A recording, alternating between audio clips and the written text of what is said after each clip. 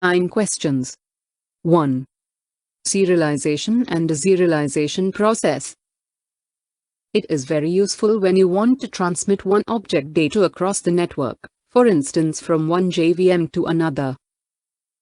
Implement when you want the object to exist beyond the lifetime of the JVM. Serialized object can be stored in persistent storage, like hard disk. When you serialize an object, only the object's state will be saved, not the object's class file or methods. How not to serialize any field in class? Answer: use transient keyword. When child class is serialized, does parent class get serialized? Answer: no. If parent is not extending serializable interface, parent's field don't get serialized. When parent is serialized, does child class get serialized?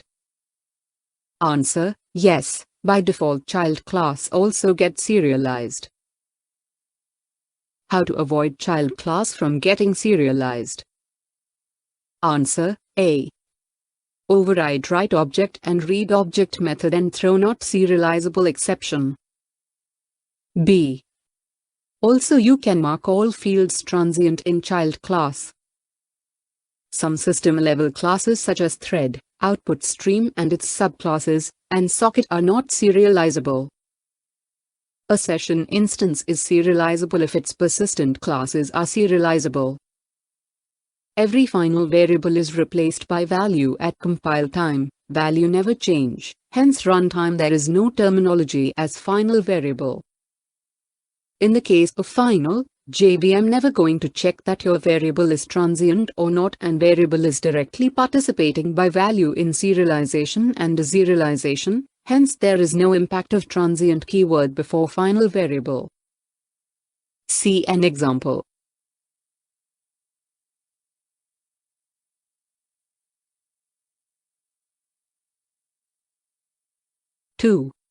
What is cohesion and coupling in Java? Cohesion means how we designed our class. High cohesion means that the class is focused on what it should be doing, i.e. only methods relating to the intention of the class. Low cohesion would mean that the class does a great variety of actions, it is broad, unfocused on what it should do. Or coupling means how two classes, modules related or dependent on each other. Low coupled classes, changing something major in one class should not affect the other. High coupling would make it difficult to change and maintain your code. Coupling equals interaction, relationship between two modules. Cohesion equals interaction between two elements within a module. Coupling equals communication in between two different families. Cohesion equals communication in between father-mother-child within a family. Note: good software design has high cohesion and low coupling. Or cohesion is an indication of how related and focused the responsibilities of a software element are. Coupling refers to how strongly a software element is connected to other elements. The software element could be class, package, component, subsystem or a system. And while designing the systems, it is recommended to have software elements that have high cohesion and support low coupling. Low cohesion results in monolithic classes that are difficult to maintain, understand and reduces reusability. Similarly, high coupling results in classes that are tightly coupled and changes tend not be non-local, difficult to change and reduces the reuse. See an example. 3. Difference between abstraction and encapsulation. 1. Abstraction solves the problem in the design level. 1. Encapsulation solves the problem in the implementation level. 2. Abstraction is used for hiding the unwanted data and giving relevant data. 2. Encapsulation means hiding the code and data into a single unit to protect the data from outside world. 3. Abstraction lets you focus on what the object does instead of how it does it. 3. Encapsulation means hiding the internal details or mechanics of how an object does something. 4. Abstraction, outer layout, used in terms of design. For example, outer look of a mobile phone, like it has a display screen and keypad buttons to dial a number. 4. Encapsulation, inner layout, used in terms of implementation. For example, inner implementation detail of a mobile phone, how keypad button and display screen are connect with each other using circuits. 4. How garbage collection works. Initiation. Being an automatic process, programmers need not initiate the garbage collection process explicitly in the code, but you can make request to JVM by using system, GC and runtime. GC, and after that it will run or not. This decision is taken by the JVM based on the hidden space availability in heap memory. Process. Hidden space. When an instance is created, it is first stored in the hidden space in young generation of heap memory area. Survivor space, S0 and S1. As part of the minor garbage collection cycle, objects that are live, which is still referenced, are moved to survivor space S0 from hidden space.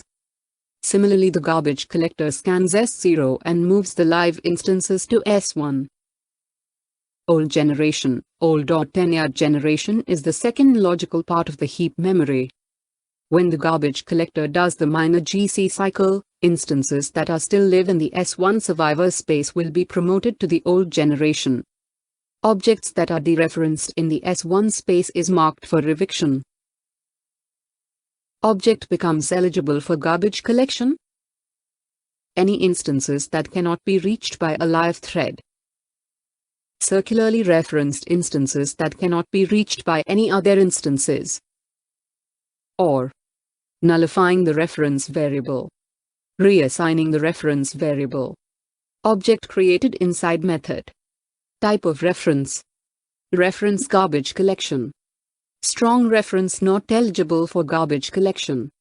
Soft reference garbage collection possible but will be done as a last option. Weak reference eligible for garbage collection. Phantom reference eligible for garbage collection. See an example. 5. Equals and hash code methods in Java. Java equals and hash code methods are present in object class. Equals. In Java, equals method is used to compare equality of two objects. Its default implementation simply check the object references of two objects to verify their equality. Hash code. It returns the integer hash code value of the object. Hash code value is mostly used in hashing-based collections like hash map, hash set, hash table, etc. This method must be overridden if we overrides equals method. Contract between equals and hash code method. If two objects are equal according to equals method, then their hash code must be the same. If two objects are unequal according to equals method, their hash code are not required to be different. Their hash code value may or may not be equal. 6. Java wrapper classes internal caching. Integer caching. There is an integer cache in Java. Lang. Integer which stores instances for values -128 to 127. This means that integer value of 17 always will return the very same instance, while integer of 200 will not. While this clearly has the advantage of reuse of commonly used integer values, thus relieving the GC from some work, it also has implications for auto-boxing and identity comparisons. Integer I equals 10, //o. Integer I equals integer value of 10. An already created integer instance is returned and reference is stored in I. Please note that if you use new integer 10, then a new instance of integer class will be created and caching will not come into the picture. It's only available when you use integer. value of or directly primitive assignment which ultimately uses value of function. All other wrapper classes. Java. Lang. Boolean store two inbuilt instances true and false, and return their reference if new keyword is not used. Java. Lang. Character has a cache for chars between Unicodes 0 and 127. Java. Lang. Long has a cache for long between -128 to +127. Java. Lang. String has a whole new concept of string pool. See an example. First print statement will print true, means both variables are referring to the same instance. But the second print statement prints false, because new integer created a new fresh instance in separate memory location. So, if you want to make use of this cache, always use primitive assignment to reference variable or use value of method. Third statement print true because content comparison. Fifth statement will be false because for both A4 and A5 a new object will be created by integer. Value of method in background, called autoboxing. 7. Difference between list of v, list of object, and list of question mark in Java? This is very important topics in generic to know the difference between list of v, list of object, and list of question mark. Enabling generic in your application code provides you a flexibility of code to work on different type of data type and ensure to type safety and easy to read. In this example, we took a collection type I. E-list, but it can be any collection type I. E. Set, linked list, and map. List. It's a raw type and not type safe. It will generate a runtime exception when casting is bad. See an example. List of V. It's a parameterized type and E can be referred to any non-primitive type, any class type, any interface type, any array type, or even another type variable. See an example. EI. E element can be replaced with some concrete type like string, integer, number and other class, interface type. List of object. It is a parameterized type of object and it's only allowed to add object subtype but does not allow to assign the subtype reference into that list, means list of object instance will not accept the references of list of string because list of string is not a subtype of list of object, therefore compile generator compiler errors. See an example. List of question mark. Question marks represented an unknown type. List of question mark can be something that we don't know right now. It's also considered as read-only list where no any write operation will be performed. Only read operation is allowed like iteration over it, sizes of list and etc. See an example.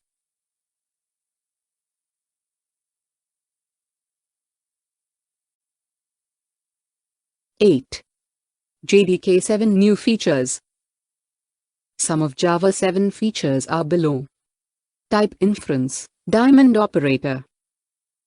String in switch, switch uses hash code and equals method to get fast results instead of if-else if.